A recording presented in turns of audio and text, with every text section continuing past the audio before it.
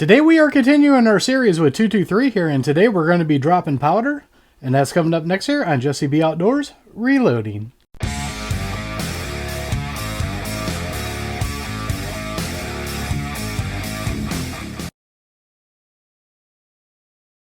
Welcome back everybody, and don't forget to like, share, and subscribe, hit that notification bell, leave a comment down below if you like videos like this. So we are continuing our series here of 223. Like I said, in today's video, we are going to be dropping powder. I'm going to show you two different ways to do it. First way we're going to do it is with a Lyman Brass Smith, and then I'm going to set up a powder drop on my RCBS Rock Chucker Supreme here for the second part of it. So let's go ahead and get started. Alright, we're going to get started here, and the powder we are going to be using today is going to be the Hydrogen H335 here. This is a very common powder for 223. Not going to tell you my load data on it. It's a basic load that everybody uses that's in the manual. It's some people's pet load. But let's go ahead and get started here. The first thing we need to do is we need to make sure the powder thrower is throwing what we want. So what I have over here is my RCBS Rangemaster here. It's got a little bit of dust on it. Let's blow that off. I've already got this zeroed and calibrated and everything to where it needs to be. So we're going to put our case on there. Wait for stable. Zero that out. Now that we're zeroed, we're going to throw a charge here and see if it's what I want.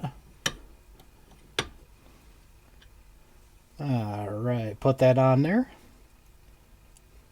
That one's a little bit high, and that's usually what happens when it sits for a little bit. So we're going to dump that powder back in. Double check it again.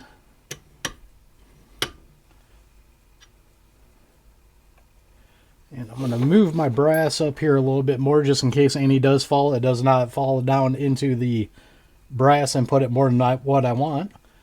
Alright, that time it was perfect. So I'm going to check this two more times. I'm going to fast forward through it so you guys don't have to watch it.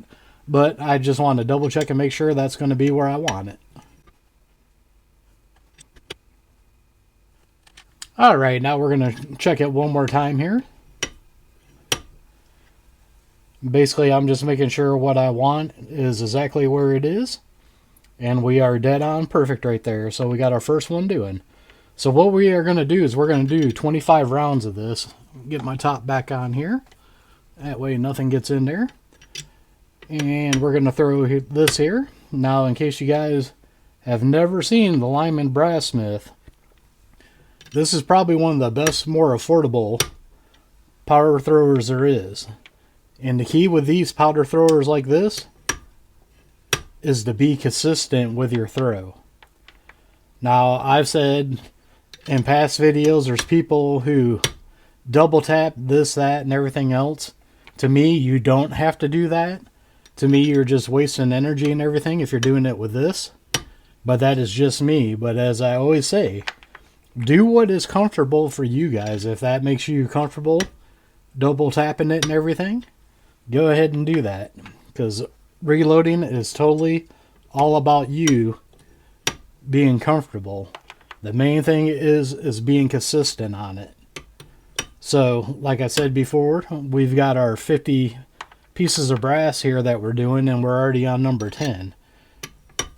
Because we're doing 50 of them, what I'm going to do is I'm going to do 25 of them on this. And then I'm going to show you how to do it on press with the other 25. But you can see here, as long as you take your time, it does not take long at all to knock these out doing it this way. The other way I'm going to show you is not bad either. And there's even more ways. Like I said, you can do it on the press. Some people, they will trickle it with a trickler on the scale. That's another way of doing it. Usually the only time I do that is if I'm doing ladder tests. And then of course, I don't know if you can see over here the front of it. I have a Frankfurt Arsenal IntelliDropper. Just going to put that on here. I can't remember if I charged that one or not. It looks like it might have. Got talking and lost track here. That one does have powder in it. And this one does not. These are very handy here. You can pick these up on Amazon. I just got them. They come with a magnetic strip, but I had it on my old desk, so the magnetic strip got wrecked. So I just put a Velcro on it now. But those come in very handy because you just got a little sneak peek of what I'm going to do here at the end to double check all these. But the one thing I said about doing cases before, like when you're doing rifle, if you double charge it, you're going to have a mess because there's so much powder, it's going to overflow the case. The main thing is you want to make sure there's powder in it so you don't get a squib balloon.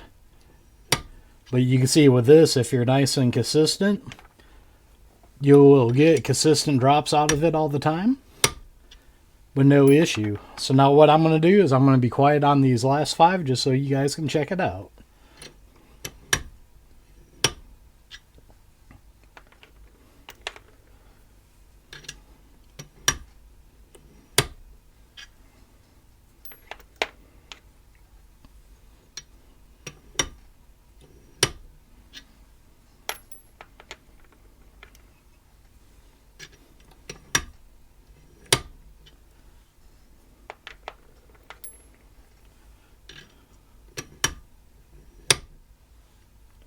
And just like that, we have knocked out 25 cases.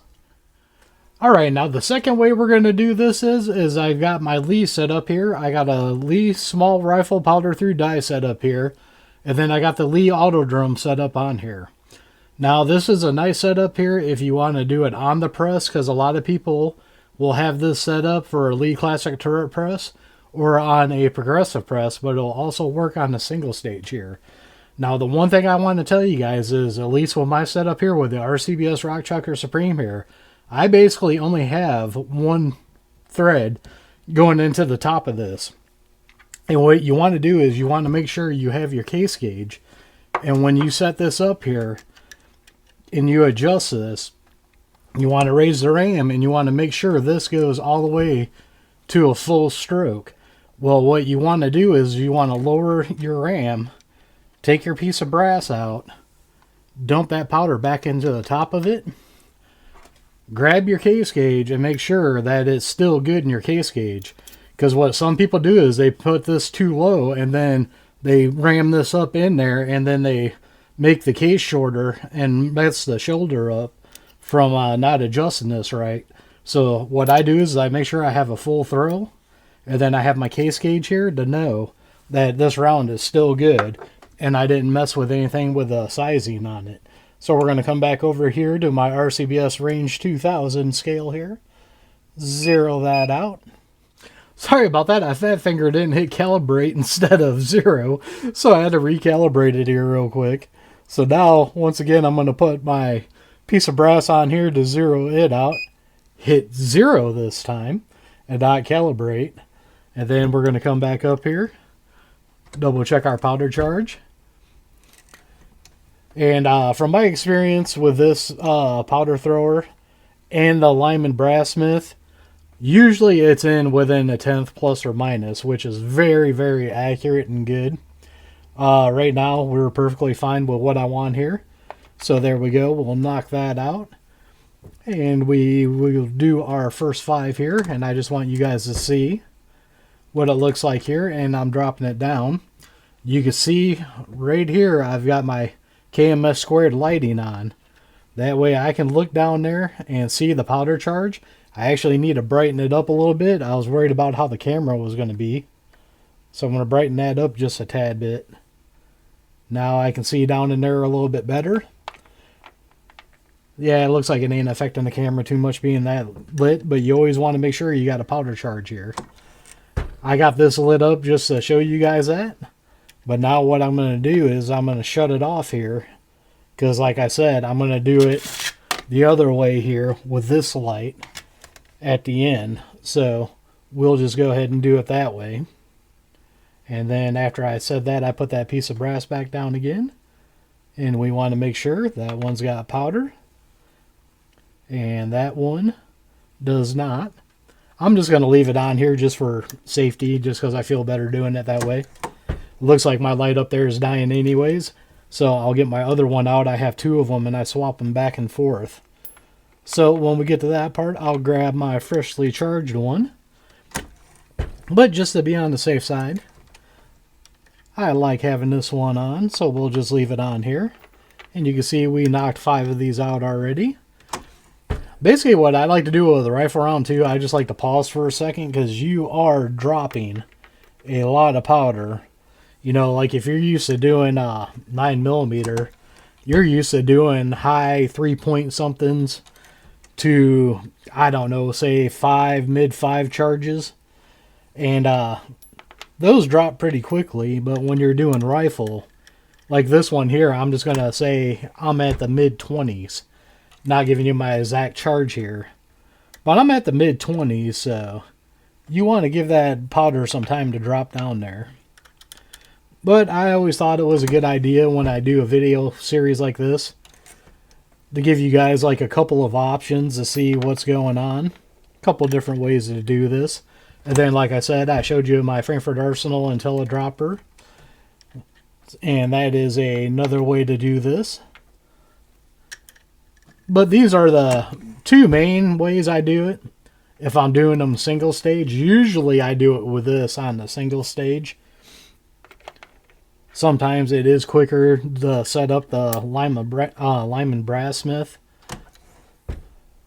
But options is always a good thing here. Now when, like I said, I do Lee Classic Turret Press, I use this setup here on that. And of course, when I do it on my Dillon, I use it on my Dillon RL550C, so I use the powder measure from that. And basically, those are the 3 powder measures I have. I have a 4th one. I actually have a Lee disc one up there that takes the disc. I usually don't use that one as much because you can never get precise with it like you can with these. And right now, like last year, actually, I got to finish that series. I got away from it and then totally forgot about it. I got that set up on a turret up there for loading 45 Cowboy Specials. I do have 2 videos I'm going to drop on that are about a year old here on the Reloading channel. I just haven't had time to go out and actually shoot them.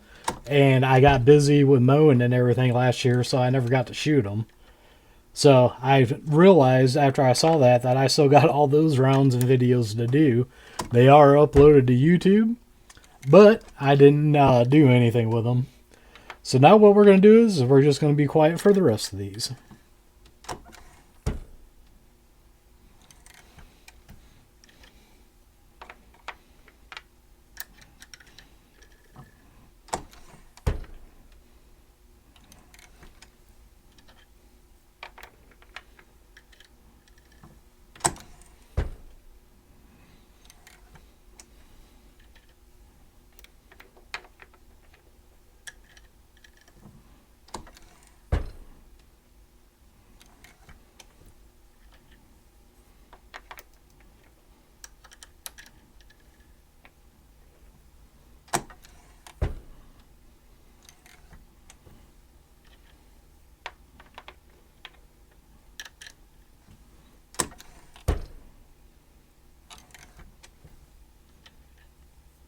Okay, what I'm going to do on this last one here, I am just going to double check my powder charge because I did just set this all up here.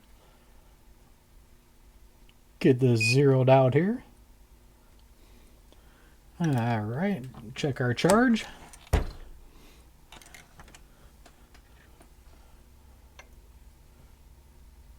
And we are still right where I want to be at, so we're perfectly good on that.